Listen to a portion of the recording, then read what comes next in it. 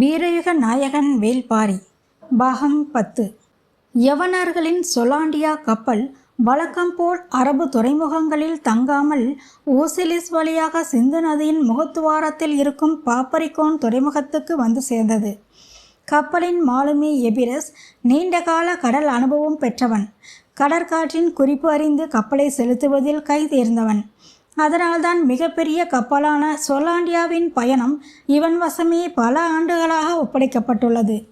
கப்பலின் பாதுகாப்பு தளபதி திரேசியன் தனி ஒருவனே கப்பலை நகர்த்தி விடுவது போன்ற உடல் அமைப்பு கொண்டவன்.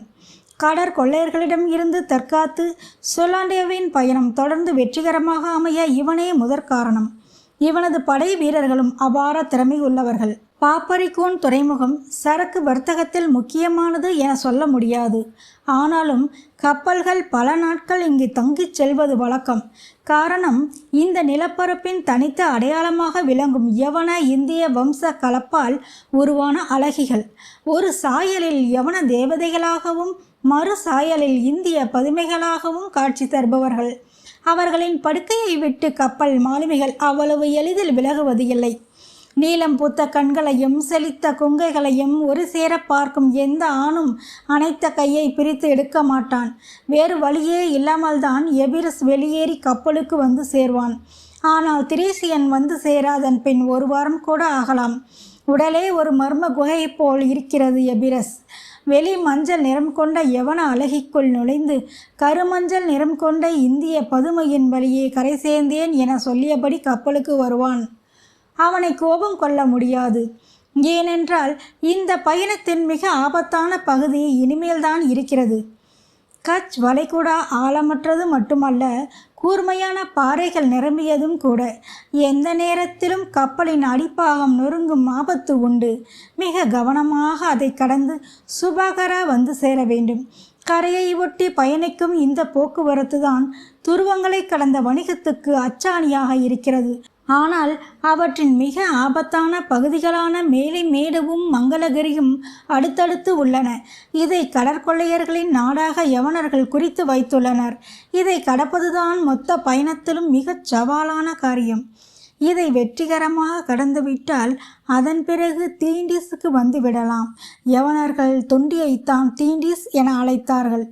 அவர்கள் இந்த நிலப்பரப்புக்கு சம்புத்தீவு அல்லது நாவலந்தீவு என பெயரிட்டிருந்தார்கள். நாவல் மரங்கள் அதிகம் இருக்கும் காரணத்தால் இந்த பெயர். இந்த நிலப்பரப்பு நாற்சதுர வடிவில் உள்ளது என்றும் இதில் 65 நதிகளும் 118 நாடுகளும் உள்ளன எனவும் அவர்கள் குறிப்பு எடுத்து வைத்திருந்தனர். இந்த நாற்சதுரத்தின் ஒரு முனை திரும்பும் இடமே தொண்டி. இங்கு வந்துவிட்டால் அதன் பிறகு மிக பாதுகாப்பான பயணம் ஆரம்பமாகும். அது மட்டுமல்ல, இந்த நெடும் பயணத்தின் முக்கிய வணிகமே இனிமேல்தான் உள்ளது. நாற்சதுரத்தின் முதல் முனையான தொண்டியை விட்டு திரும்பும் கப்பல்கள் அடுத்து முசிறியை அடையும். அதன் பிறகு சற்று பயணித்து மறு திருப்பத்தில் குமரியை அடையும். அங்கு இருந்து கொர்க்கைக்கு செல்லும். பின்னர் புகார் வந்து சேரும். கப்பலின் பெரும்பாலான பொருட்கள் இறக்கி ஏற்றப்பட்டு கப்பல்கள் மீண்டும் யவனத்தை நோக்கி பயணத்தை தொடங்கும். சொலாண்டியா கப்பல் நற்பகலில் தொண்டி துறைமுகத்துக்குள் நுழைந்தது. பிரம்மாண்டமான கப்பலின் வருகை மிக தொலைவிலேயே கண்டறியப்பட்டுவிடும். பாய்மரத்தின் உப்பிய வயிற்றில் விலை மதிப்பற்ற வணிகத்தை சூழ்கொண்டு வரும் யவன தேவதையைப் போல சொலாண்டியா வந்து நிற்கும். கடற்காகங்களின் கரைச்சல் அலையின் சத்தத்தையும் மிஞ்சி கொண்டிருக்க எபிரஸ் நங்கூரத்தை இறக்க உத்தரவிட்டான். சேரர் குலம் இரு வம்சாவளியாக பிரிந்து நாளாகிவிட்டது. முன்னவன் உதியன் பரம்பரை என அழைக்கப்பட்டான். வஞ்சியை தலைநகராக கொண்டு முசிறியை துறைமுக பட்டணமாக அமைத்து அவன் ஆட்சி நடத்தினான். அவனது நாடு குட்டநாடு என அழைக்கப்பட்டது. பின்னவன் அந்துவன் பரம்பரை என அழைக்கப்பட்டான். மாந்தையை தலைநகராக கொண்டு தொண்டியை துறைமுக பட்டணமாக அமைத்து அவன் ஆட்சி நடத்தினான். அவனது நாடு குடநாடு என அழைக்கப்பட்டது. இருவரும் சேரனின் வம்ச கொடி தாங்களே என்று உரிமை கொள்வர். ஆனாலும் முன் தலைமுடி வைத்து கொள்ளும் உரிமை முன்னவனான உதியன் பரம்பரைக்கே இருந்தது. கடற்கரை மாளிகையில் ஓய்வு எடுத்து கொண்டிருந்தான் எபிரஸ். வழக்கம் போல் பவள கற்களும் ரச கண்ணாடிகளும் மது புட்டிகளும் இறங்கி கொண்டிருந்தன. பதிலுக்கு அந்த துறைமுகத்தில் இருந்து ஏற்றப்பட வேண்டிய பொருள்கள் மிளகும் முதிர வெங்கை மரத்தின் பட்டைகளும் தான். குடநாட்டில் மிளகு விளையும் பகுதி அளவில் சிறியதே. அதனால் அந்த கடற்கரையில் சில திரளி மரப் படகுகளே நின்றன. உதிர வேங்கைப்பட்டை மிகுந்த மருத்துவ குணம் கொண்டது. அதை யவனர்கள் முக்கியமாக வாங்குவர். இரு பொருட்களை சேர்த்தாலும் இங்கு நடக்கும் வர்த்தக மதிப்பு மிக குறைவுதான்.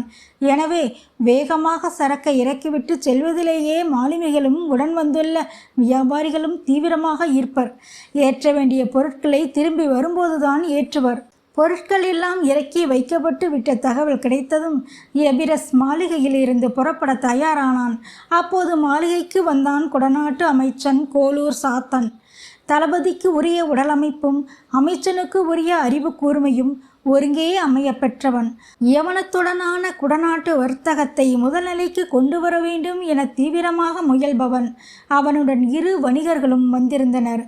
திரேசியன் தனது கப்பலை நோக்கி வந்தான். அவன் வீரர்கள் தளபதிக்கு உரிய ஆயுத மரியாதையை செய்து அவனை கப்பலுக்குள் வரவேற்றார்கள். உள்ளே வந்த பிறகுதான் அவனுக்கு தெரிந்தது எபிரஸ் இன்னும் வரவில்லை என்பது. எப்போதும் எனக்கு முன்னமே வந்து விடுவானே, ஏன் தாமதம் என கேட்டான். யாருக்கும் தெரியவில்லை. குடநாட்டு அழகிகளால் காலதாமதம் ஏற்பட வாய்ப்பு இல்லையே என யோசித்தபடி அவனது மாளிகையை நோக்கி திரேசியன் நடந்து போனான். வீரர்கள் அணிவகுத்து சென்றனர். காவலாளி கதவை திறக்க மாளிகையின் உள்ளே நுழைந்தான் திரேசியன். ஆச்சரியம் நீங்காத நிலையில் எபிரஸ் உட்கார்ந்து இருந்ததை கண்டான். அவனது எதிர் இருக்கையில் கோலூர் சாத்தனும் வணிகர்கள் இருவரும் உட்கார்ந்து இருந்தனர். நடுவில் இருந்த பலகையின் மேல் தங்கத்தாலான வட்டத்தட்டில் கொல்லிக்காட்டு விதைகள் வைக்கப்பட்டிருந்தன. புகார் சென்று திரும்புவதற்குள் நீங்கள் சேகரித்து வையுங்கள். இதற்கு என்ன விலை கொடுக்கவும் நான் தயார் என்று அவர்களிடம் சொல்லிவிட்டு எழுந்தான் எபிரஸ். கப்பல் நோக்கி அவனும் திரேசியனும் பேசிக்கொண்டே வந்தனர். எபிரஸ் சொன்னான், ஒருவேளை இந்த வியாபாரம் கைகூடினால் தொண்டி துறைமுகம் பிற 3 துறைமுகங்களையும் வணிகத்தில் விஞ்சிவிடும்.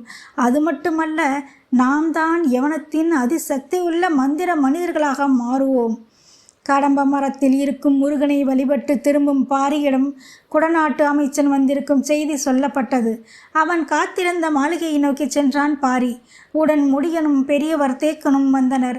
சேரகுலத்தின் அந்தவன் பரம்பரையின் மீது மட்டும் சிறு மதிப்பு பரம்ப நாட்டுக்கு உண்டு. அதனால்தான் அவர்கள் அழைத்து வர அனுமதிக்கப்பட்டனர். கபிலர் வந்ததால் எவ்வியூரே கொண்டாட்டத்தில் தெளித்து கொண்டிருந்த நேரம் இது. பாரியின் மனம் பூத்து கனிந்திருந்தது. 60ஆம் கோழி இன்னும் கிடைக்கவில்லை என்ற கவலை மட்டுமே மனதின் ஓரத்தில் இருந்தது. அதுவும் எந்த நேரத்திலும் சரியாகிவிடக்கூடியதுதான். மாளிகைக்குள் நுழையும் பாரியின் முகமலர்ச்சியை பார்த்த அமைச்சன் கோலூர் சாத்தன் அகமகிழ்வு கொண்டான். தான் வந்த காரியம் நல்லபடியாக முடியும் என்ற நம்பிக்கை அவனுக்கு ஆழமானது. அவன் கொண்டு வந்த பரிசு பொருட்களை பாரி அமரும் இருக்கைக்கு முன்பாக பரப்பி வைத்திருந்தனர். யவனத்தில் இருந்து வாங்கப்பட்ட ரச கண்ணாடி நடுவில் வைக்கப்பட்டிருந்தது. கண்ணாடியின் மேல் 2 யவன அழகிகளின் உருவங்களை கொண்ட மர வேலைப்பாடுகள் இருந்தன. இருக்கையில் அமரும் பாரியின் முகத்தை பிரதிபலிப்பதை போல அந்த கண்ணாடி வைக்கப்பட்டிருந்தது. அமைச்சன் ஆரம்பித்தான். பரம்பின் மாமன்னரை வணங்குகிறோம். குடநாட்டு வேந்தன் குடவர் கோவின் அன்பு பரிசை நீங்கள் ஏற்க வேண்டும் என்று முன்னால் பரப்பி வைக்கப்பட்டிருந்தவற்றை பார்த்து சொன்னான். பாரியின் உதட்டோரம் தொடங்கிய மெல்லிய சிரிப்பு முழுமை கொள்ளாமல் வேகமாக முடிந்தது. வந்ததன் நோக்கம்? காணிக்கையை ஏற்பதை பற்றி எந்தவித பதிலும் சொல்லாமல் பாரி கேள்விக்குள் போனது சற்றே ஆச்சரியத்தை கொடுத்தது. அமைச்சன் சொன்னான், குடநாட்டு வேந்தர் வணிக பேச்சு ஒன்றுக்காக என்னை அனுப்பி வைத்தார். வணிகம் இயற்கைக்கு விரோதமானதே, அதை ஏன் என்னிடம் பேச வந்தீர்கள்? அமைச்சர் எச்சில் விழுங்கினான். வணிகம்தானே ஓர் அரசின் அச்சாணி. வணிகம் செழித்தால்தானே அரசு செழிக்கும். அரசு செழித்தால்தானே மக்கள் செழிப்பர். இதை கேட்டதும், வணிகமே இல்லாததால் தான் நாங்கள் செழித்திருக்கிறோம் என்று சொன்ன பாரி சற்று இடைவெளி விட்டு சொன்னான், எந்த மன்னனின் கால் அடியிலும் பரம்பின் தட்டுக்கள் பணிந்து வைக்கப்பட்டது இல்லை என்பதை அறிவீரா? அமைச்சன் அதிர்ச்சி அடைந்தான். பாரி தொடர்ந்தான், இயற்கை வழங்குகிறது, நாம் வாழ்கிறோம். இடையில் விற்கவும் வாங்கவும் நாம் யார்? கொல்லாமலும் கொடுக்காமலும் எப்படி வாழ முடியும் அண்ணா? பரம்பு நாட்டுக்கு தேவையான உப்பை உமணர்களிடமிருந்து நீங்கள் வாங்கத்தானே செய்கிறீர்கள். எங்களுக்கு தேவையானதையும் அவர்களுக்கு தேவையானதையும் பரிமாறிக்கொள்கிறோம். பகிர்ந்து உண்பதும் பரிமாறி வாழ்வதும் இயற்கை நமக்கு கற்றுக் கொடுத்தவை என்று கூறினான் பாரி. அதுதானே வணிகமும் என்று கேட்டான் அவன். இல்லை, பரிமாற்றம் என்பது தேவை சார்ந்தது, வணிகம் என்பது ஆதாயம் சார்ந்தது. ஆதாயம் மனிதத்தன்மையற்றது, மாண்புகளை சிதைப்பது, யவன அழகிகளை எனது காலடியில் வந்து பரப்ப உங்களை தயார் செய்வது, இதனினும் கீழ்மையடைய தூண்டுவது என சொன்ன பாரி சற்றே குரல் உயர்த்தி சொன்னான். நான் சொல்வது விளங்கவில்லையா? எனது காலடியில் யவன அழகிகளின் சிற்பத்தை பரப்புகிற உன் மன்னன் இதைவிட பெரிய ஆதாயத்துக்காக வேறு யாருடைய காலடியில் எவற்றையெல்லாம் பரப்புவான்? அமைச்சனின் நாடி நரம்புகள் ஒடுங்கின. நாட்டை ஆள்பவர்கள் நீங்கள், அமைச்சர்களாகிய நாங்கள் உங்களின் சொற்கேட்டு பணியாற்றுபவர்கள். தற்காத்து பதில் சொன்னான் அமைச்சன். நாங்கள் ஆள்பவர்கள் அல்லர், ஆளப்படுகிறவர்கள். இயற்கைதான் எங்களை ஆளுகிறது. சற்று மௌனத்திற்கு பிறகு அமைச்சன் சொன்னான். உங்களையும் பரம்பு நாட்டையும் எந்த கணமும் அழிக்க துடித்து கொண்டிருக்கிறான் குடநாட்டு அரசன் உதியஞ்சேரல். அவனே இப்போது யவன வணிகத்தில் உச்சத்தில் இருக்கிறான்.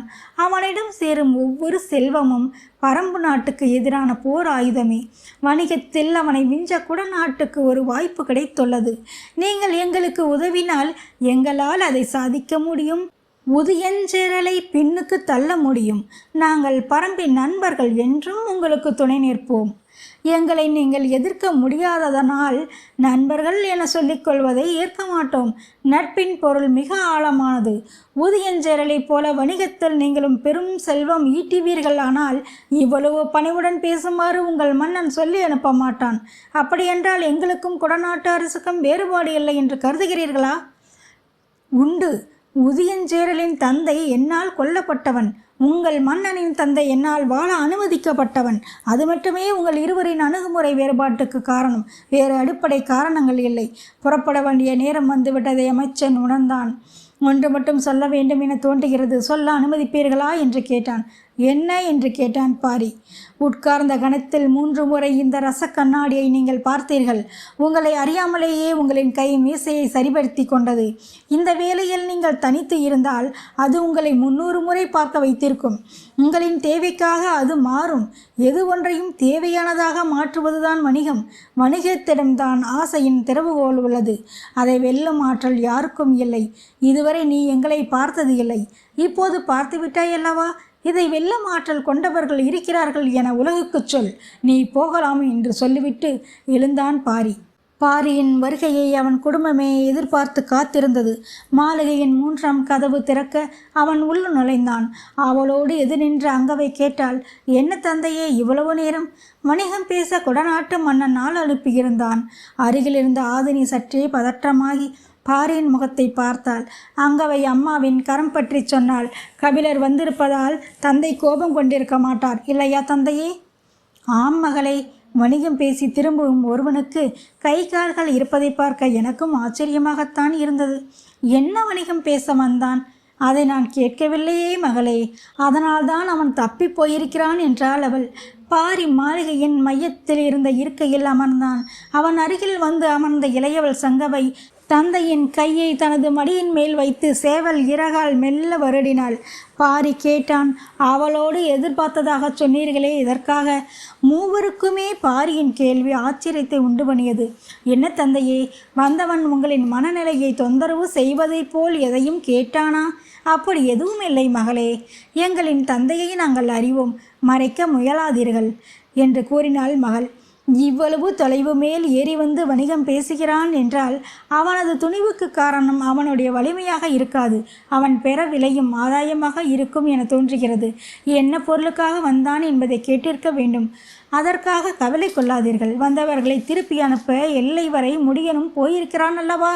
நிச்சயமாக அறிந்து வருவான் என்றாள் ஆதினி. சங்கவை பாரியின் கைகளை இறகால் வருடியபடியே இருந்தாள். என்ன மகளே, தந்தைக்கு வருடி கொடுக்கிறாய்? ஆம் தந்தையே, சேவல் இறகால் வருடினால் சுகமாக இருக்குமல்லவா? அதனால்தான். மயில் இறகுதான் வருடுவதற்கு ஏற்றது. ஆனால் இந்த இறகுதானே உங்களுக்கு பிடிக்கும் என சொன்னவள் தந்தையின் முகம் பார்த்து சொன்னால், இது சேவலின் இறகு. ஆனால் கோழியின் உடையது. அப்போதுதான் பாரிக்கு புரிந்தது. 60ஆம் கோழி கிடைத்து விட்டதா என கத்தியபடி மகள்களை வாரி அணைத்தான் பாரி. எல்லையை கடக்க சிறிது தொலைவே இருந்தது. கோலூர் சாத்தன் குழுவினருடன் முடியனும் பரம்பின் வீரர்கள் சிலரும் வந்து கொண்டிருந்தனர். முன்னால் செல்லும் முடியனின் இடுப்பின் ஒரு பக்கம் வாளும் மறுபக்கம் கொம்பும் தொங்கிக் கொண்டிருந்தன. அதை பார்த்தபடி வந்து கொண்டிருந்தான் கோலூர் சாத்தன். விரி ஈட்டி, கேடயம், சூரிவாள் என எவ்வளவோ ஆயுதங்களை உருவாக்கி பிற நாடுகள் முன்னேறிவிட்டன. இன்னும் இடுப்பில் கொம்பை கட்டி கொண்டு அலைகிற இந்த மலைவாசி கூட்டத்துக்கு வணிகத்தின் பயனை எப்படி புரிய வைப்பது என்ற எண்ணமே கோலூர் சாத்தனின் மனதில் ஓடிக்கொண்டிருந்தது. முன்னால் போய்க் கொண்டிருந்த முடியன் கேட்டான், எந்த பொருளுக்காக வணிகம் பேச வந்தீர்கள்? கோலூர் சாத்தனின் முகம் மலரத் தொடங்கியது. தனக்குள் ஓடியது போலவே வணிகம் சார்ந்த எண்ணமே இவனுக்குள்ளும் ஓடியிருக்கிறது. அந்த ஆர்வத்தில் தான் கேட்கிறான். அதை ஊதி பெரிதாக்கி விடலாம். இன்று இல்லாவிட்டாலும் நாளை உதவும் என எண்ணினான். உடன் வந்த வணிகனை பார்த்து கையசைத்தான். அதில் ஒருவன் தனது இடுப்பில் முடிச்சிட்டிருந்த கொல்லிக்காட்டு விதையை எடுத்து கொடுத்தான். அதை வாங்கிய முடியனின் கை நடுங்கியது. கண்கள் நம்ப மறுத்து அதன் விதையை கூர்ந்து பார்த்து கொண்டே இருந்தன. உயிரற்ற குரலில் கேட்டான், என்ன விலை கொடுத்திருந்தாலும் மதங்கன் இதை விட்டு இருக்க மாட்டான். அவனை என்ன செய்தீர்கள்? கோலூர் சாத்தன் அசட்டு சிரிப்போடு கேட்டான், உனக்கு என்ன வேண்டும் கேள். அத்தி மதுவும் 60ஆம் கோழியின் கறியும் கபிலருக்கு விருந்தாக்கப்பட்டன. அவருக்கு அரண்மனையில் நடக்கும் முதல் விருந்து. பாரி மனைவி ஆதினியும் மகள்கள் அங்கவையும் சங்கவையும் கபிலரை இன்றுதான் சந்திக்கின்றனர். இந்த நாளுக்காகத்தான் அவர்கள் தவியாய் தவித்திருந்தனர். அரண்மனையின் மேல்வட்ட அறையில் இரவு எல்லாம் ஆட்டமும் கூத்துமாக இருந்தது. வேட்டூர் பழையனுக்கும் நீலனுக்கும் 60ஆம் கோழியின் கறித்துண்டு ஆளுக்கு ஒன்று கிடைத்தது. பாரிக்குத்தான் அதுவும் இல்லை. கபிலர் சொன்னார், உன்னோடு சேர்ந்து கல்லருந்தும் நாள்தான் வாழ்வின் திருநாள் என்று நீலன் சொன்னான் என்றார். பெருங்குவளை நிறைய கல்லினை ஊற்றி அதை நீலனுக்கு கொடுத்தபடி பாரி சொன்னான், உனக்கு கல் ஊற்றி கொடுக்கும் இந்த நாள்தான் என் வாழ்வின் திருநாள். நீலன் மெய் சிலிர்த்து நின்றான். பெரியவர் தேக்கன் சொன்னார், கபிலருக்கு தோள் கொடுத்த பாரி உனக்குத்தானடா கல் கொடுத்தான். எல்லோரும் சிரித்து மகிழ்ந்தனர். முடியன் ஏன் இன்னும் வரவில்லை என கேட்டான் பாரி. பரம்பு நாட்டின் வட எல்லையில் குடநாட்டுக்கு உள்நொழியும் இடத்தில் தோளில் இருந்து பொங்கும் குருதியை மறுகையால் பொத்தியவாறு கதறிக்கொண்டே ஓடினர் கோலூர் சாத்தனும் இரு வணிகர்களும். அங்கு இருந்த பனைமரத்தில் வெட்டப்பட்ட மூவரின் கைகளையும் தொங்கவிட்டு கொண்டிருந்தான் முடியன். பரம்பின் குரல் ஒலிக்கும்.